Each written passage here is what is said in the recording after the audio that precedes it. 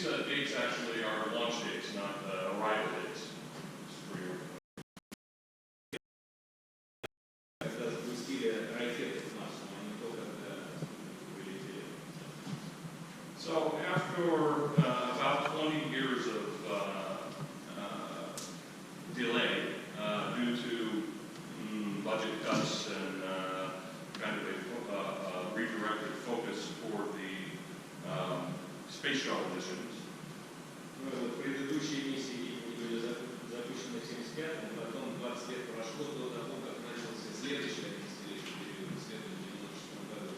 И, скорее всего, на спекуляции из-за того, что в основном бюджеты были направлены, скорее всего, на развитие программы ШАПОК, поэтому все остальные были поставлены на запас. This next period, which I consider the later Mars missions, began in the United States pretty much put all of these missions up, except for the EU Mars Express mission here in 2003.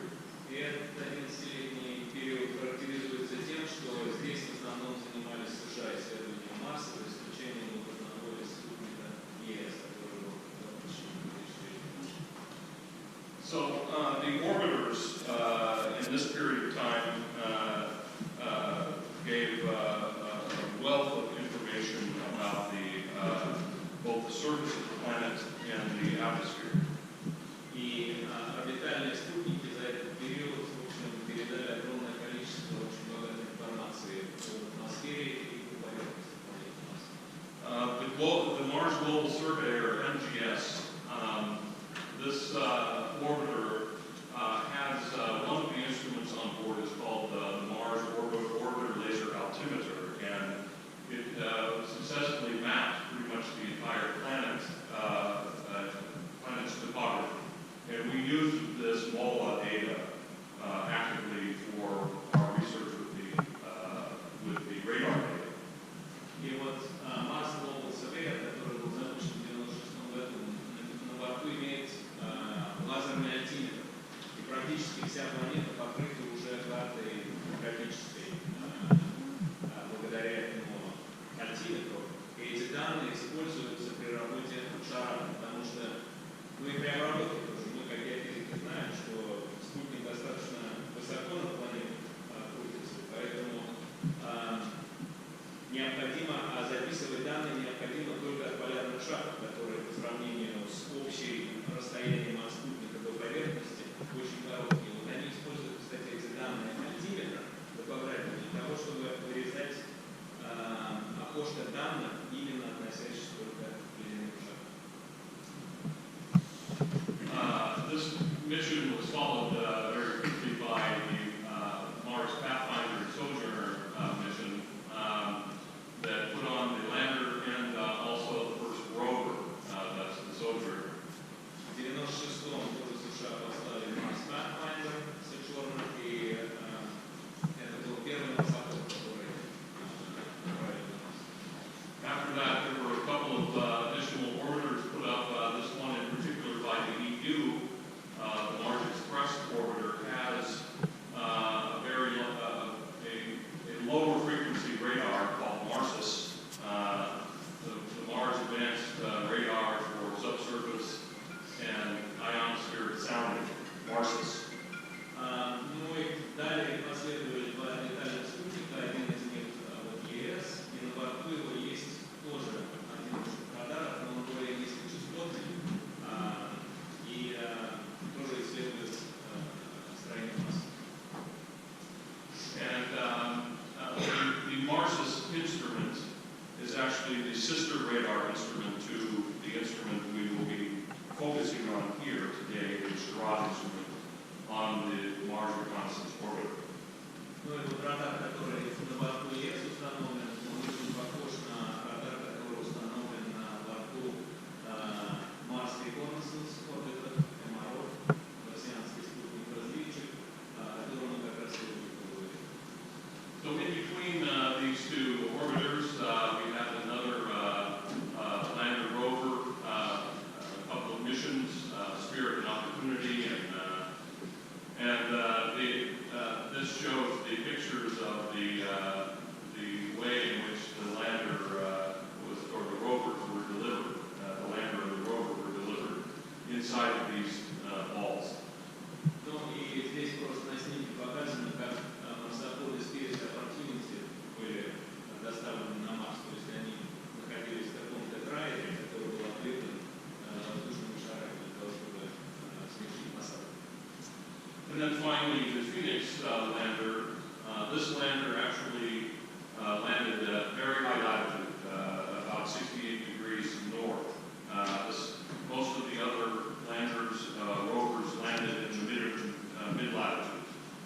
Ну и последний посадочный модуль USA, американский Phillips, который был запущен в 2007 году, он отличается тем, что этот посадочный модуль в высокой широте был посажен.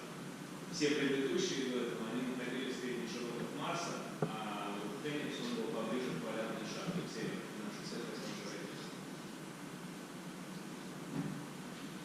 And then finally, the recent missions, and actually a pending mission,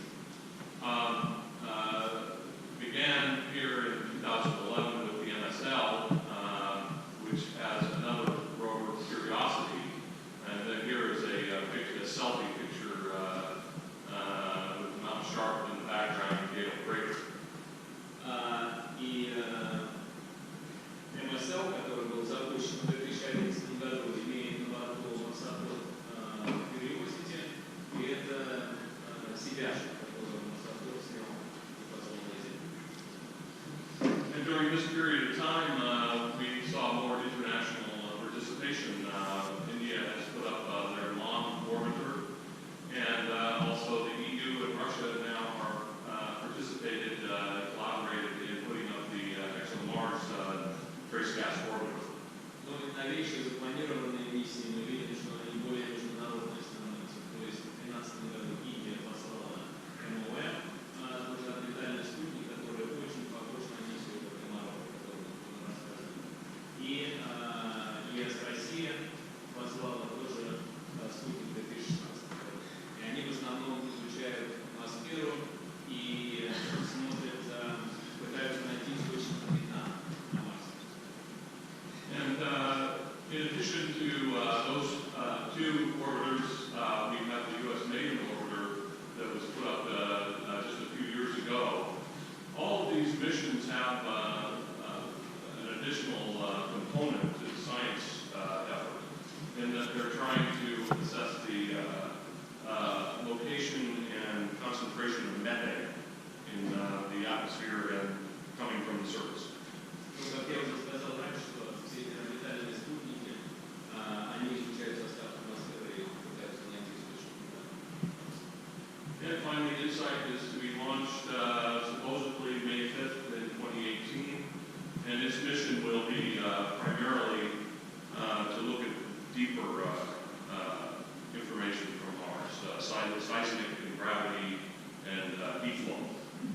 И вот один из последних запланированных американских посадочных модулей InSight, он был запущен в 2018 году, он будет изучать более глубинное строение Марса. Сейсмическими методами, гравитационными методами и также смотреть на тепловой воздух. Ну и тоже я хочу сказать, что всего было миссий 44, 22 из них, ровно половина, 23 из них были успешны. Okay, so let's go to Mars. Here's some general information in comparing Mars to Earth, relative size here. And the obliquity or the axial tilts are about the same. The days are about the same length. Mars takes about twice as long to orbit the Sun as Earth. Ну и здесь сравнение Земли и Марса как планет, здесь изображение относительное размеров Земли и Марса и общие характеристики. Осевой наклон, суточный период, орбитальный период. And that's where the similarities tend to end. The average temperature on Earth is 15 C versus minus 63 C on Mars. То есть средняя температура очень сильно отличается друг от друга, 15 range of temperature on Mars is from about -140°C to 20°C. И разброс температур на Марсе где-то от -140 до +20 градусов по Цельсию. And that it spends most of its time in the low temperatures. Earth's range, I think the coldest temperature on Earth was around -90°C recorded, and the hottest was about 70°C. So that range is about the same as on Mars, the total range. Ширина диапазона на Земле тоже примерно такая же, как и на Марсе, около 160 градусов, потому что самая низкая температура записана в истории Земли была -90 градусов по Цельсию, самая высокая — +60. So it will become important for our research at the poles to have these very cold temperatures. The atmospheric pressure at Mars is a very rarefied atmosphere. It's a fraction of what it is here on Earth. На Марсе очень разреженная атмосфера, 760 миллиметров на Земле, 45 миллиметров в And that atmosphere is mostly made up of carbon dioxide, 95% versus a fraction of a percent here on Earth, but growing all the time. И атмосфера Марса в основном состоит из углекислого газа по сравнению с Землей, где очень маленький, всего 400% углекислого газа в атмосфере. Но только человечество активно работает над тем, чтобы это значение повысить. And then finally, the magnetic field here on Mars is almost non-existent compared to Earth, except for remnants in the crust. И магнитного поля по сравнению с Землей на Марсе практически нет, что, в общем-то, но есть достаточно магнитное поле, записанное в литосфере Марса. Но, в общем-то, то, что нет магнитного поля, это хорошо, потому что отсутствуют помехи для дистанционного запрета. Okay, so let's talk a little bit and focus in on the polar ice caps. So on the left you have the North Polar ice cap called Planetarium, and on the right you have the South Polar ice cap called Planostrata. Тема сегодняшнего доклада — полярные ледяные шапки Марса, и поэтому мы рассмотрим карту геологии полярных шапок. Слева показан Северный полюс и справа Южный полюс. And from this scale, this is about 200 kilometers here, here, and here. So this is about at least 1,000 kilometers in diameter. It's a little bit larger in this direction for the South Pole. Размеры шапок на полюсах примерно одинаковые. То есть из масштаба видно, что они примерно находятся в районе 200 километров. So on the North Pole, North Polar ice cap, you see several units here that have been mapped using orbital radar cameras and spectrometers to examine outcrops around the pole. Но и здесь существует несколько геологических блоков отбитых в Анапе в 2007 году, которые работают на американскую геологическую службу. И картирование производилось с помощью анализа снимков планеты, поверхности планеты и также спектральных.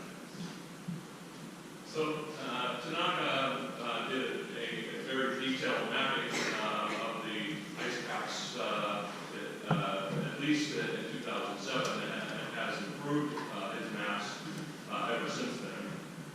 Ну, впервые были они изданы в 2007 году, эти карты, а в 2014 году очень много изданий.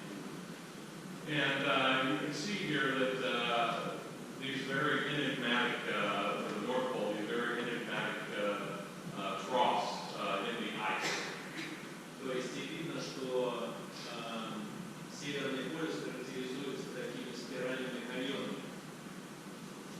And these troughs and the intervening ice formations are thought to be formed or known to be formed by the winds, the katabatic winds that come off the pole and spiral outward. И каньоны, вот эти спиральные, они возникли из-за влияния акробатических ветров, которые зарождаются на полярной шапке и потом скатываются вниз, закрывая And the main units here that we'll be examining with the radar today, the B1 and B2 units on the North Pole, these are the thick ice formations that make up most of the North Polar layer deposits. И мы будем изучать строение, внутреннее строение вот этих двух геологических блоков. And on the South Pole, the main units are the A2 and the A1 units as well, but a couple of additional units on the very top part of the pole will be important, especially this A3 unit a little bit later. We'll discuss what that is.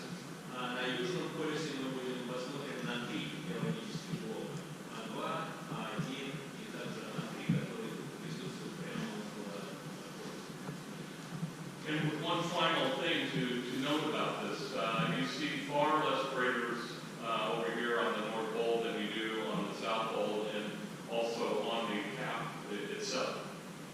Но еще необходимо отметить отсутствие кратеров, такого же количества кратеров на Северном полюсе по сравнению с Южным полюсом. And so what this means is that the South Pole ice cap is far older than the North Pole ice cap. Но это значит, что полярная шапка, южная полярная шапка намного древнее, чем северная.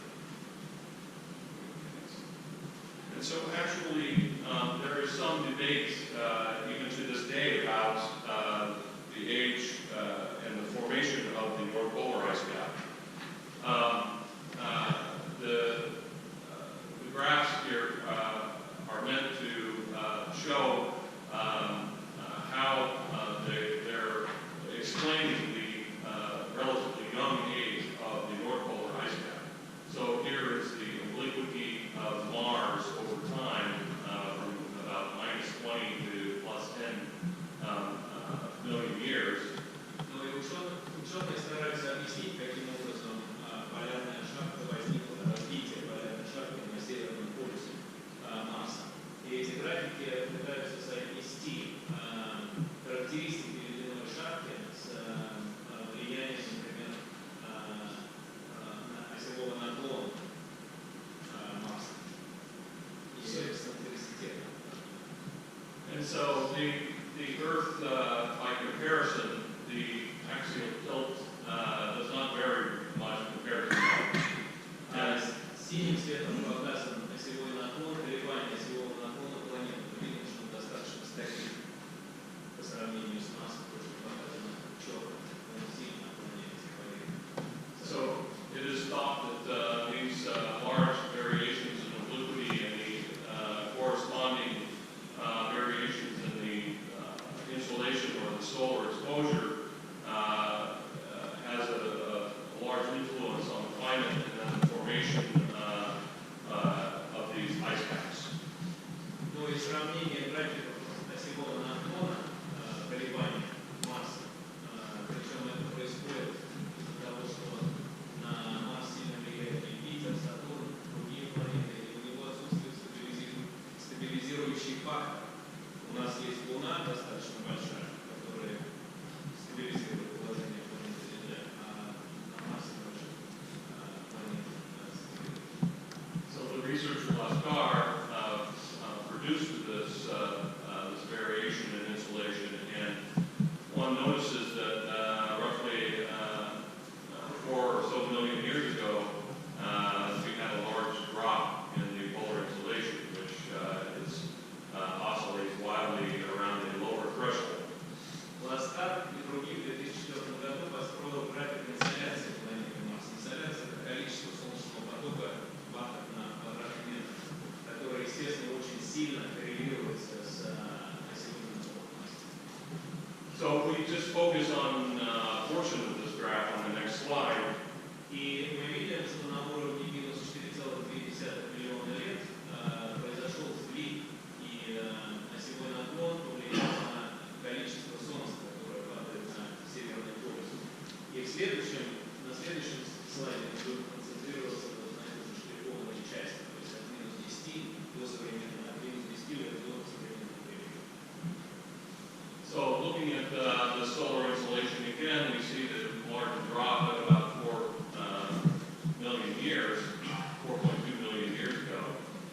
And На графике инсоляции мы видим, что в районе 4 миллионов лет назад у нас произошел сдвиг, то есть стало намного меньше солнечного потока падать на север.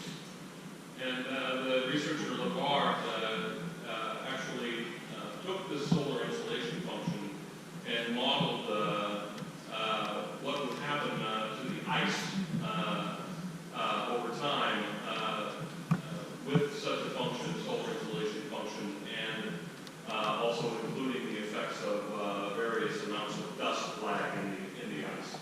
Лавар в 2007 году построил график толщины полярной шапки Северного полюса, используя в основном рассчитанные показания инсоляции Северного полюса.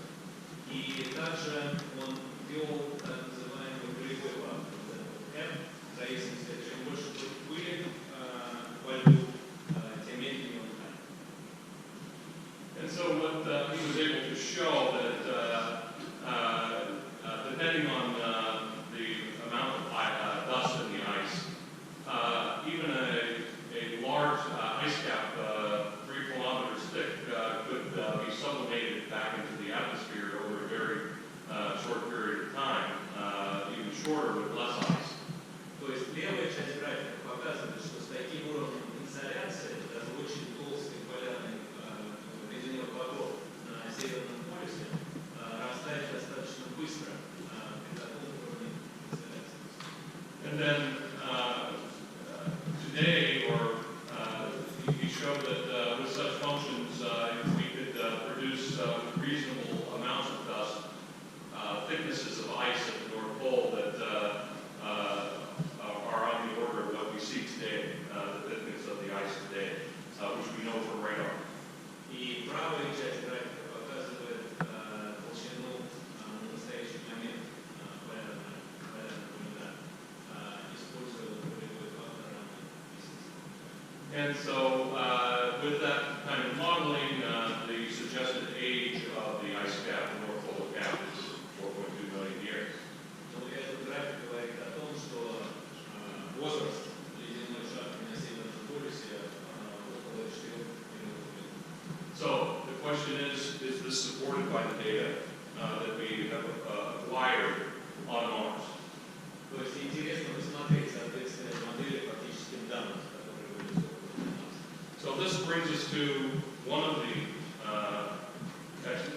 exploration missions, the MRO, Mars Reconnaissance Orbiter mission. It was launched in August of 2005.